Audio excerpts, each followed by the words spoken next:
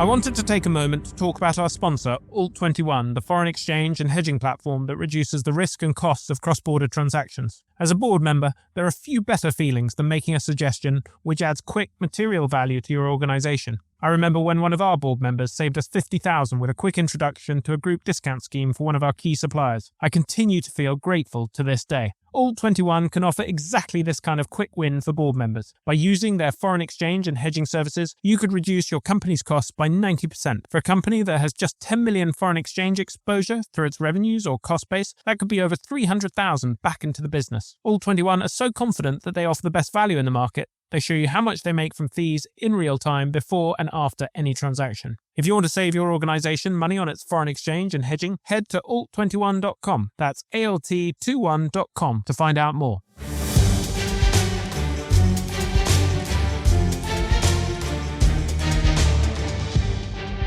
Hello and welcome to Enter the Boardroom with Newroll. I'm your host, Oliver Cummings, CEO of Newroll, a board search specialist and market leader bringing science to the art of board hiring.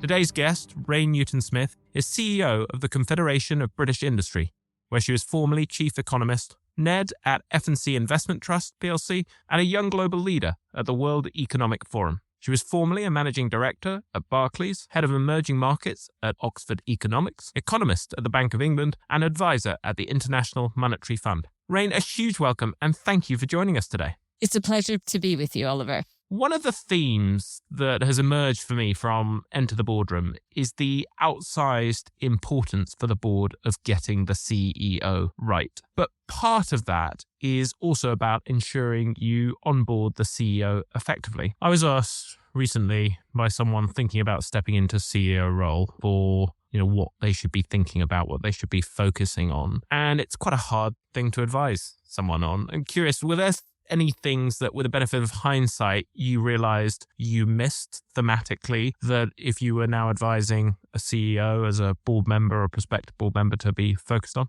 I mean, I do think just thinking about how you will allocate your time, thinking about, what will be your priorities in the role and what's really matters for the organization. But I do think some of the most important things you can do initially is really listen and be curious. I think everyone knows that that first 3 to 6 months in any job, you have the great advantage of being a newbie, which means that people will be much freer with what they will say to you, and they will be more frank in their feedback about what is working well within the organization, whether they're people working at any level within that organization or people outside the organization who will have a perception of what that organization is great at and where they can do better. And I just think using those moments to really listen to what people have said, and I think is really important because you never quite regain that ability to be the new person in the room and stepping into that role. So I think that moment of really talking to everyone and your stakeholders, anyone who can give you advice, and then bringing that all together. Okay, so that sounds like once you're in role, but I guess the same applies before you take on the role. If you're clear on the purpose of the organization, it's something you believe in, which is the first part that you touch on. And then it's about really speaking to as many different sources to triangulate what you should be doing and taking advantage of your objective or independence at that point in time before you go in. Yeah, so I think it's one, also seeking out those who think the organization is brilliant, but also those who say, look, this organization needs to change. I think just getting a huge spectrum of views is so important. And, many people talk about going on that listening journey within an organization and having a chance to almost see what every role is like in that organization. But I think also really getting that sense of perceptions from outside of the organization of how you are viewed, all of that will really help to inform the strategy and where you want to lead the organization. This was your first CEO role. How did the board help you with onboarding in view of that? Do you think they did special things, or for those with new CEOs or first-time CEOs stepping in, what is most useful? So I think as with, having your board and each of the individual board members as a sounding board really is so important. I think all of the board members were really willing to have conversations one-on-one to provide a bit of coaching, but also guidance on their different areas of expertise. I think when boards are well constructed, each of those board members will be bringing a range of experience and skills and competencies. So how you as a CEO really tap into that, I think, is really important. And there's no doubt that the chair in particular plays such an important role, I think, in supporting the chief executive into that role. And of course, in any organization, you should have a head of governance or a company secretary who can really give you some of the institutional memory, really make sure that you are executing everything that is important in terms of the corporate governance of your organization. That's really important. And I suppose as a CEO, remembering that it's that old adage of what can only I do in the organization? And so much of that is remembering you are the voice of the organization. Externally, you need to be that voice to your members, your customers, your clients. But whenever you're doing that, you are also the voice of your staff and your people within your organization. So you are always communicating to audiences. But so much of the interactions with your board, it will be you, and often there'll be a CFO alongside you. So a couple from the exec team who will sit on that board. But often there are many decisions that are made between how the organization is run and the board, where you are the one who has to make sure that you've planned the agenda for the boards and that the governance of the organization is running smoothly. You and the chair are almost the guardian of that governance. Did you initiate those discussions with the board members yourself, or did they initiate them? How did that work? I mean, I think, so this is one of the areas, like it's a bit tricky because I came in when the organization was going through quite a crisis. I think, well, let's not put the, but almost we were in constant dialogue. So, but I suppose what I can say, which is true, is I think when I came on board, each of the board members said they were available for me to use as a sounding board at any point, and were happy to set up meetings. I think it's not perhaps the most exciting answer, but we had a head of governance whose role was obviously to make sure that all those core meetings were in the diary and at the right rhythm.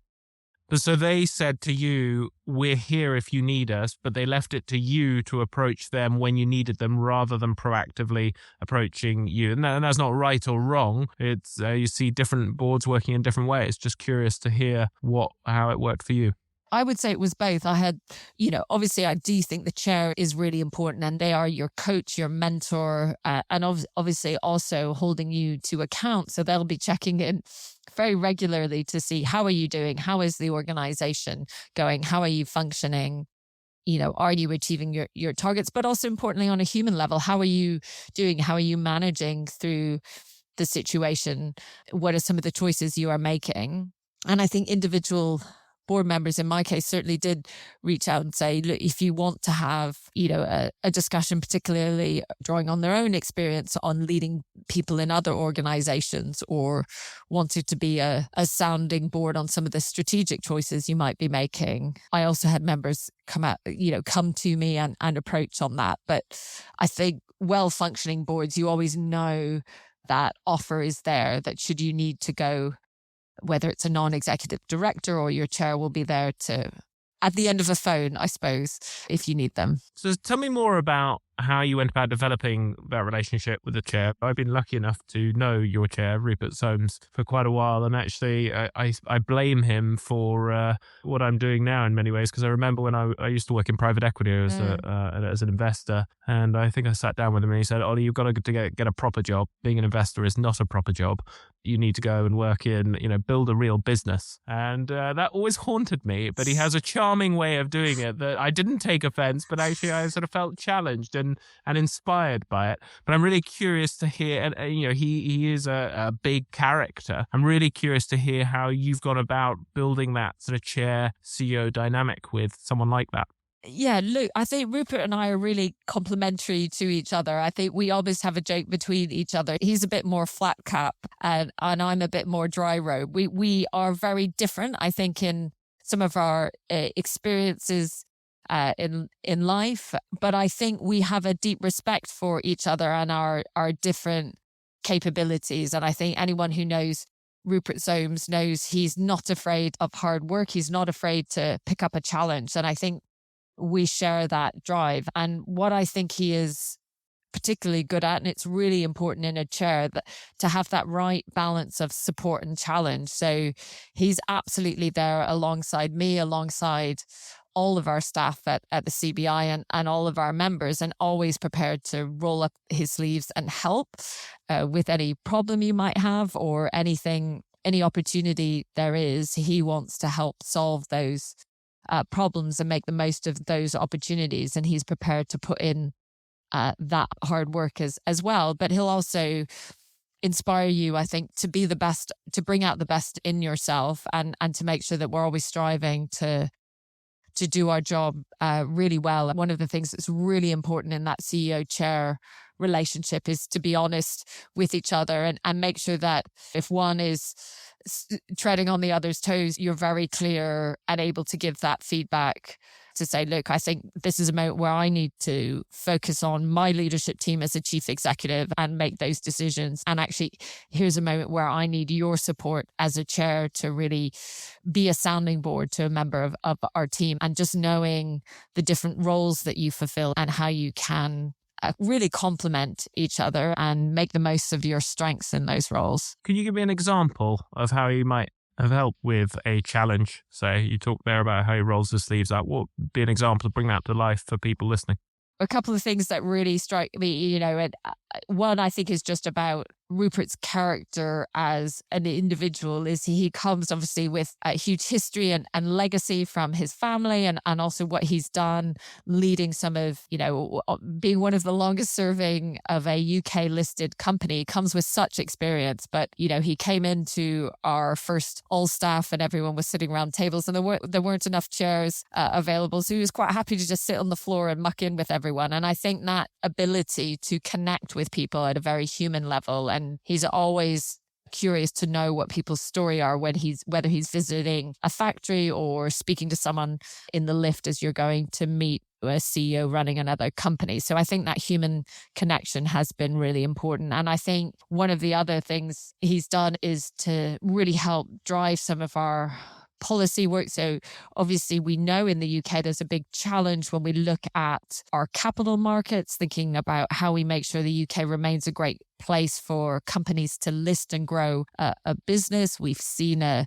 challenge, as one CEO talked to me, around the de-equitization of the UK markets. That's a big challenge that the government is focused on, and I know across the business community. So Rupert's leaned into that and is convening CEOs and chairs across both listed companies, but also companies that aren't listed, to say, how can we make sure that we have a really great environment for companies in the UK to continue to list? The depth of equity markets we know that really helps our overall economy to thrive. So that's quite a big policy area, but he has such important experience in that I think for him to be able to lead some of that work, which means I can then focus on some of the other policy areas that we're really focused on, whether that's making sure the Chancellor is delivering a plan for growth that really works for businesses of all shapes and sizes around the UK. Well, you're talking there about the way he connects certainly resonates. I've been lucky enough to sort of see him on tour back in his CEO days, and it was just extraordinary the way he remembered everyone's names, no matter who they were in the organisation, the way people responded to him. I guess one of the challenges you sometimes see in boards is when CEOs become chairs, they forget that the role has changed. How have you established those boundaries of where your roles start and stop as CEO and chair? Because he's relatively new as a chair in that respect. Yes, and I think, look, in any organization, I think experienced chairs often have come from having had a really important executive career. But for me, it's like anything. It's about that constant dialogue and sort of saying, Rupert, here's where I need you to lean in and actually know now that's enough. You need to step back into that role of chair. But and equally, so when you say that to him, will you say, okay, out now, this is absolutely. I think in anything, and as a chief, you don't have time to not be direct. So I can sort of say, actually, Rupert, I need you to focus on your role of chair and I'm going to lead in this area. But I think that runs two ways. He's equally able to say, Raina, I think you need to be leading in and rolling up your sleeves more. So I think just having a really open relationship and we have an expression in this CBI, which is feedback is a gift.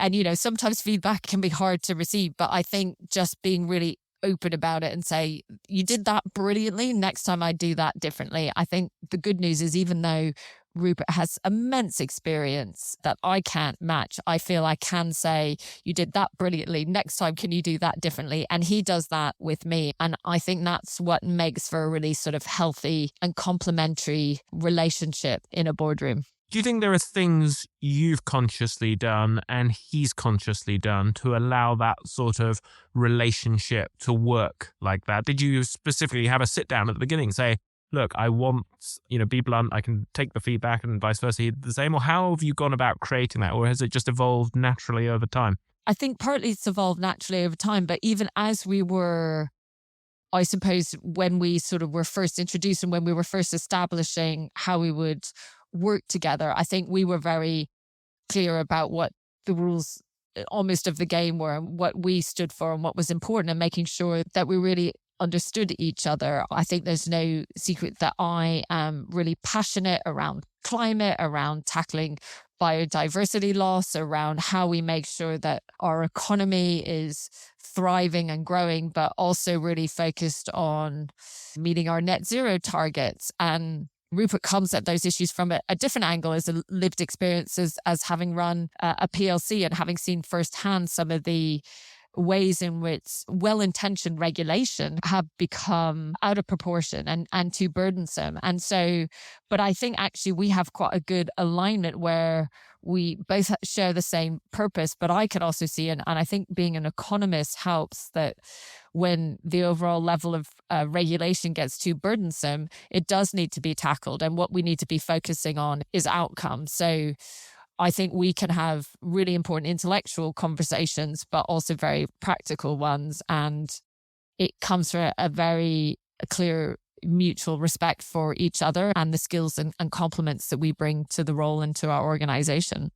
One of the things that fascinates me about the CEO-chair dynamic is that ultimately the chair, as the lead of the board, is responsible for hiring and firing the CEO. So there's always this sort of slightly odd dynamic where I think it was Sir Nigel Rudd in a past episode, had this mantra of, I'll back you till I sack you. And as a result, my observation when you talk with a lot of CEOs, if they're really honest about it, or there are some things they won't share with their chairs because there are some things that are too sensitive. How do you think about drawing the line of what you share with your chair versus what you keep to yourself? Well, maybe I need to develop more of a Machiavellian streak, because I don't think it would have had occurred to me to think, well, what should I be holding back? What should I hide from my chair? And in fact, almost as you say that out loud, you think, oh, that is challenging, because I think for organizations to thrive, the board does need to know where the challenges are and then how they can be addressed. But that said, when you are presenting to your chair, when you are speaking with your chair, and particularly when you are presenting to your board,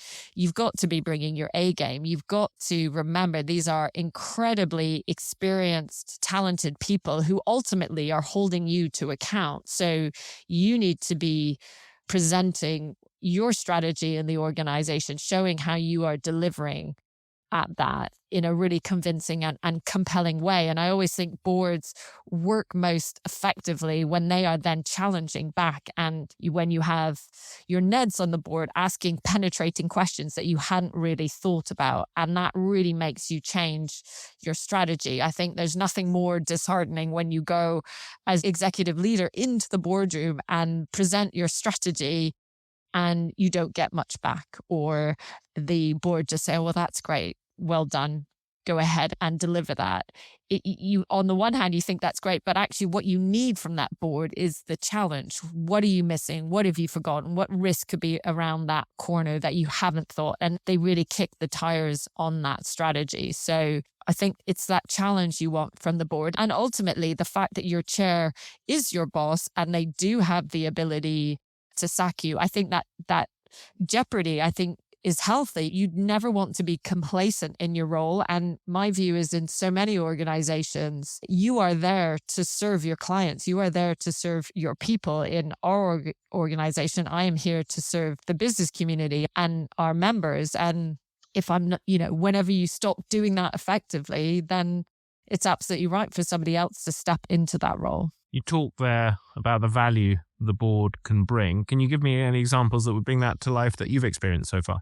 I suppose sometimes it has come from, have you really thought about, I can think of a few. So one, when you as an executive, you can really be focused on delivering your strategy and thinking, it's so important we meet our financial targets. It's so important that we are seen to be delivering for our members and our purpose. But, sometimes the board will say, and how is everyone feeling within the organization? What's the mood? How are your staff feeling, that motivation? And I think that's something you should always think about. But sometimes you do need that moment of reflection from a board member. Or the other experience, I think, is when members are able to say, are you really stretching yourselves? Or is there an innovation or a new technology that could really help you deliver the change that you're trying to bring about? And they're able to bring some of that experience of implementing change within another organization to how you are executing your strategy.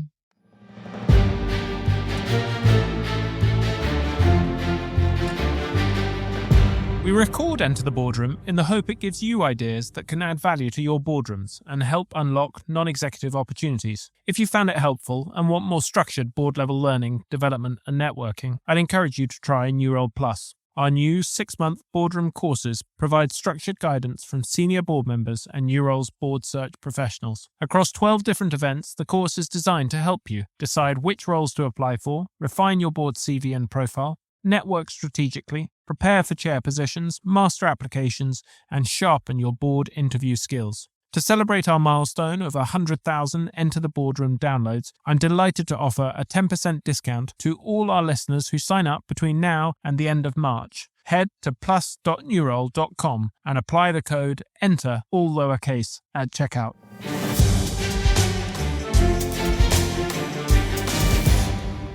So that first one of when your head is down as a CEO and a board member sort of calls you up and just reminds you that you've got a few other critical metrics you have to keep your eyes on, like sort of your people engagement, definitely resonates.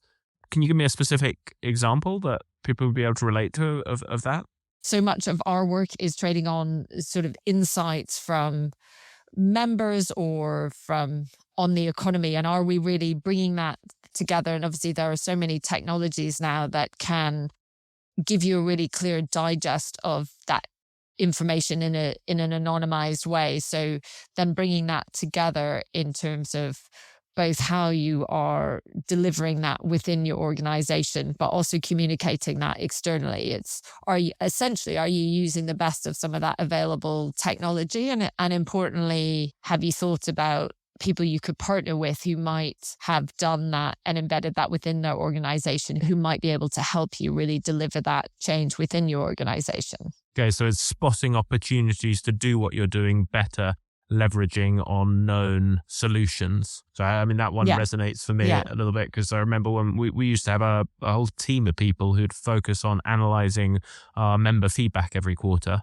Yeah. And then once the whole sort of LLM thing kicked in, you could do it in 15 minutes, get much better analysis than we had ever had before in a fraction of the time and cost, which was a game changer once we figured that out. You talked a little bit about how your experience as an economist has helped as a CEO. Are there ways in which it's been unhelpful? Oliver, won't surprise you. I might say a little bit more first about how I think it's helpful, but absolutely then I think there are areas where it can be a real challenge and probably helpful for others. So one of the reasons why I think being an economist is really useful in the boardroom is that, and we're seeing this trend as well with CFOs stepping into being a CEO. I think that in a changing world, a competitive world, being one, as a chief executive, you've got to be really comfortable with numbers.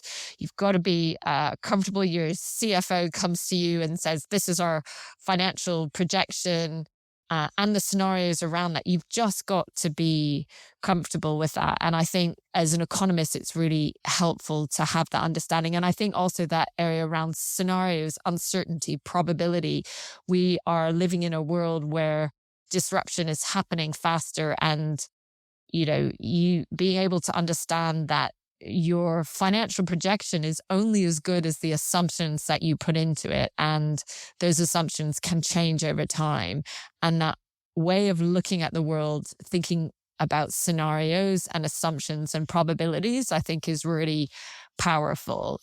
Where is it a challenge? Well, I think for me, it's partly been because I am an economist, and sometimes I've stepped into a room, whether it's with a minister or whether it's with a chief executive, and they will suddenly say, "So Ray, what do you think of the latest inflation numbers?" And of course, in my role as an economist, I would have been living and breathing that data every day. But I have these moments where I think, can I phone a friend? Because I realize that I don't have that answer at my fingertips, but I do know a chief economist in our organization who will.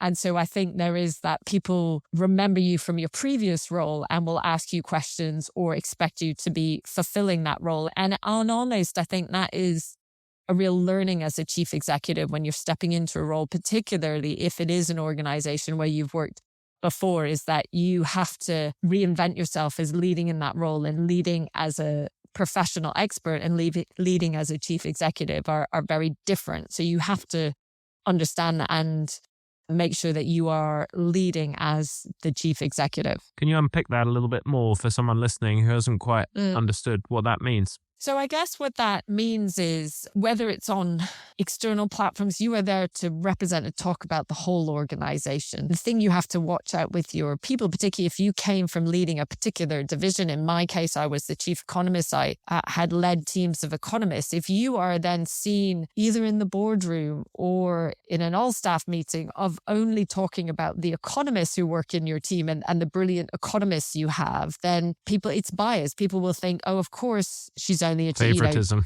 Exactly. You almost have to tack the other way. You have to, and that is the careful balance, right? Is you have to not be seen to be giving a certain specialism, or sector favoritism, is particularly if that's your background. So I think that's the real challenge. And I suppose there's also the authority and the confidence to lead across a whole other areas. And as a chief executive, you're often not the expert in the room anywhere. And I think that as people go up their careers, you suddenly realize a lot of your job is not to be the expert in the room, but to really convene the other experts in the room and to get the best out of them. One of the things that resonates a lot for me as a CEO, and I've sort of been gradually building various forms of support and challenge. So I work with a coach. I'm part of a peer group. I have an advisory board members. We use these things called pop-up boards, where on specific issues, we use the platform to crowdsource a group of experts to help us think through a particular challenge. Really interested to hear, what are the best sources of support and challenge that you use as a CEO? I think, as with many people, I think having a coach at a specific period of time is so useful. And also, I think being prepared to sort of change that relationship when you realize you're in a different phase of your journey as a CEO. But I do think having someone who is external to the organization, who you can just test ideas with, is so valuable. And I think also, I think how you use family and friends, I think, to be a support network. You're not necessarily going to talk through the ins and outs of your organization, but I think just having people who keep you honest. I made a pact with one of my best friends from university to say, look, if I lose my grounding in reality as I step in this role, can you please just tell me? I think is really important. And as with any leadership position, just really value those people who will say things to you brutally, with brutal honesty. And also when they do, welcoming it, because that's how you really learn and change. And I think remembering that your leadership team, you are creating a team, and how you support each other, and how you'll each have different skills and competencies and things that you are great at, but making sure you're quite complementary to each other and giving that sense of leading as a team. Resonates a lot. I talk a lot to my poor wife and kids who are 4 and 7, and we'll try to explain some of the things that I'm working on or some of the issues. And often I get the best responses and the sort of breakthrough insights from talking to the 4-year-old and the 7-year-old, who will just ask obvious questions like, why on earth would anyone do that? And you sort of suddenly sit there thinking, you're right. Why would we do that? Why didn't I think of that before? Totally. And, I've got 4 teenage daughters, so they definitely keep me on my toes and also keep you grounded. You walk in the front door and you may have thought you'd had these brilliant insights for what's going to really change the UK's fortunes. And they will say, Mom, we've run out of milk, or why didn't you put the laundry on? And these are the things you need to be told. But as you say, they are also the source of inspiration and insight into how another generation is viewing the world. Yeah, and actually my wife is brutal like that. When I'll often ask her to listen to a presentation before I do one, she'll say, this is so boring, you've got to cut it.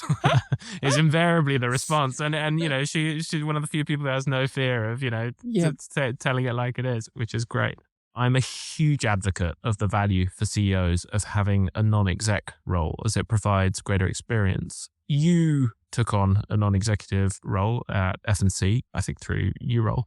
Really interested to hear how you feel that has informed your role as a CEO. Yeah, it's been brilliant. And I do think, and I was very lucky relatively early on in my careers, one of my mentors and supporters said, it's great to be able to have a non-executive role alongside a chief exec role. So you should start to think about what role and what skills and competency you can bring to a board. And I felt so fortunate. And I do think the transparency of the platform that New Role provides in understanding skills and competencies, I was able to join F&C Investment Trust. And I think, being able to be an expert in economics and geopolitics, but then really learning about asset management and corporate governance, I think has been hugely beneficial. And I think everyone who does it will say you learn things from that non-executive board role that really help you in your executive role and vice versa. And also, I think being a chief exec is so intense and you're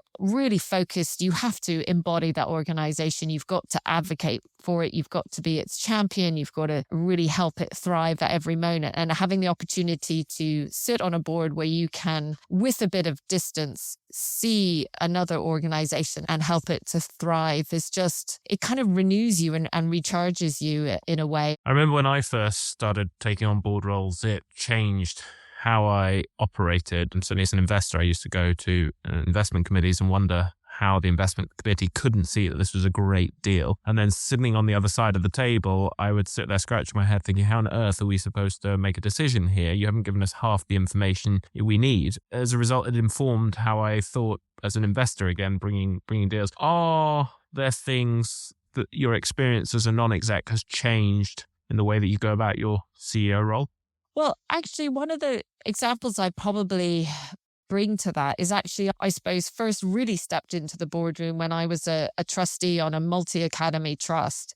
And it's interesting that some of the most important lessons around a board I learned through doing that. And I think it does really underscore how much volunteering and building that experience early on is so valuable. But I think I was on a multi-academy trust that at one stage was looking to acquire, bring another school into that trust. And they have now done that successfully. But at the time I was on the board, we were almost doing that too early and it didn't work. And almost that process of realizing as a board, we weren't ready to take on another organization or another challenge. And you need to understand your governance. You need to understand your articles of agreement. You need to make sure that you're doing it for the right reasons, that it's really aligned with your purpose as an organization and it's the right stage of growth. And that, as with anything, you've got to bring people on with you on the journey. And if you can't articulate and sell it almost to your leadership team why this is right for the organization,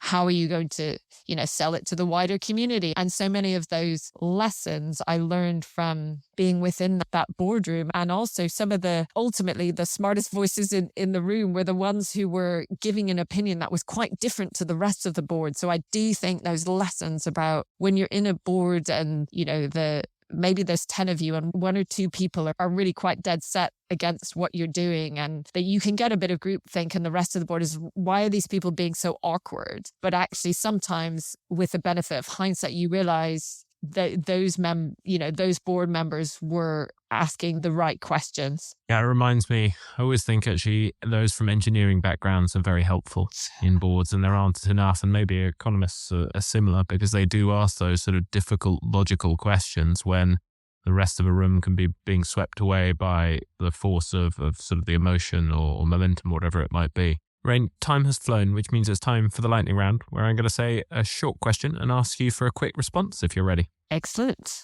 Best book every board member should read, and why? So my choice is Not the End of the World by Hannah Ritchie. And it's a brilliant book which talks about, it takes 7 problems that the world faces, from climate change to overfishing to biodiversity loss, but actually really talks about how it's, one, not as bad as you think, by really using data. So obviously, as an economist, I think really backing facts is so important, and it debunks some of those myths that are out there, but also really talks about what we can do about it. And I think these are issues that really, and the risks from nature, from climate, that really need to be on the minds of any board. So I think it's a really readable, enlightening and inspiring book. So highly recommend it. Boardroom behavior that irritates you most? Liking the sound of your own voice too much. So I think you've got a sense from our conversation that I think listening to those quieter voices in the room. So making sure that you're not dominating the conversation too much. Most valuable board ritual? So almost the yin and yang to that is, at the end of a meeting, if somebody hasn't said something, turning to them and saying, well, what did you think about that? And it may even not even be one of the board members, somebody in the room, maybe they're at different levels, the company secretary or taking minutes, or somebody who's come to present, saying, was there anything you wanted to say that you didn't have a chance to say? Or what did you really think? That's often the most interesting conversation. I like that. Favorite quote? So this is from Helen Keller, and it's essentially that nothing can be achieved without hope and confidence. And I think that is, to my mind, we always have to lead forward. And I think we all need to be realistic optimists. So we've got to be realistic about the challenges, but you have to be optimistic for the future, particularly if you want people to follow you in a direction. So we all have to have hope and confidence. And I think when you know Helen Keller's story and her life story, it really makes that inspiring. Most significant professional insight? Expect the unexpected. So really think about when you're testing your assumptions and making sure that your model and your outcomes are only as good as your initial assumptions. Best professional advice you've ever received? Be prepared to take a risk. And actually that was when I was offered to do a secondment from the Bank of England out to the IMF in Washington. And I think a careers advisor at the time said a little bit, that could be risky, but also high reward. So it's, be prepared to take risk, because that was a brilliant job and really opened my eyes and my mind to the world and opportunities out there. What have you changed your mind on about boards over time? I don't know if I've changed my mind, but just some of that importance of getting the right support and challenge, and just making sure you're hearing all voices, and also that you've got enough people on your board to really provide that important support and challenge, I think, to make an organization thrive. When you say hearing all voices, what do you mean by that? Can you expand on that? Well, I think there's a couple of dimensions to that. I think there are moments when, as a board, it's really useful to bring someone who can give you a presentation on a particular issue or experience and really almost hold up a mirror to the board when you're facing a particularly challenging question. I think there's no doubt about that. But I suppose more generally in a board, it's just making sure you're making the most of the different skills and competencies you're bringing in. And importantly, just allowing quieter voices to have as much impact as those who maybe do speak up more in the boardroom. It's often those really thoughtful, you don't have to speak all the time to sometimes have the most powerful impact in a board. When was the last time you got a significant judgment call wrong in the boardroom, and what did you learn? Well, probably yesterday for all I know. I think every day, you are making judgment calls as a chief exec and you just can't get them all right. But I think what's important is how you learn from them, how you take that forward and how you incorporate that into your... But getting judgment calls wrong is one thing, but what about significant judgment calls wrong in the boardroom? Oh, I'll never admit to that.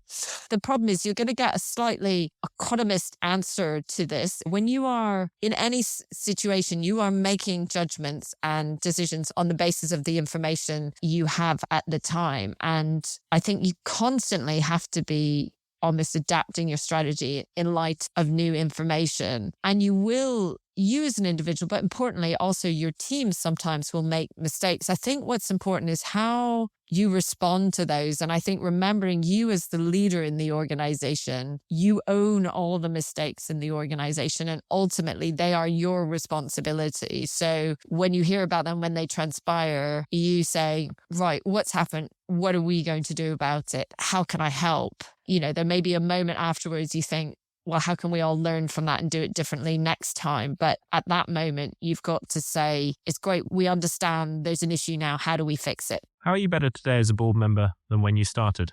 I think learn so much on the journey. And I think it is about being really confident in what you bring the organization in, leading that forward. But I think it's just being continually open to how you learn and how you help your teams to thrive. I think everyone learns at every stage in their career and just being open to that as you go through your journey. And finally, 3 things our listeners should take away from this episode if they take nothing else. So obviously, I think just viewing the world through a range of scenarios and probability and uncertainty. And I know you've done some really great podcasts with some experts on this, but making sure you have an economist or that view of the world, I think does bring a real strength to a boardroom. 2, I think that really getting that sense of listening to quieter voices in the room, I think is so important. And I suppose ultimately, having that sense of curiosity. And I suppose finally, when you're presented with an opportunity to really lead and step forward into an organization, not being afraid, no CEO is totally prepared for any situation. I think those are the moments that can really define you. And so if you're given an opportunity to lead an organization, really do your homework, do it well, but don't be afraid to step up to that opportunity. It's such a privilege to be able to lead an organization. And I think the more we have a range of people doing and leading organizations from a range of backgrounds is just so important. Rain, thank you so much for taking the time to share your incredible experience and wisdom.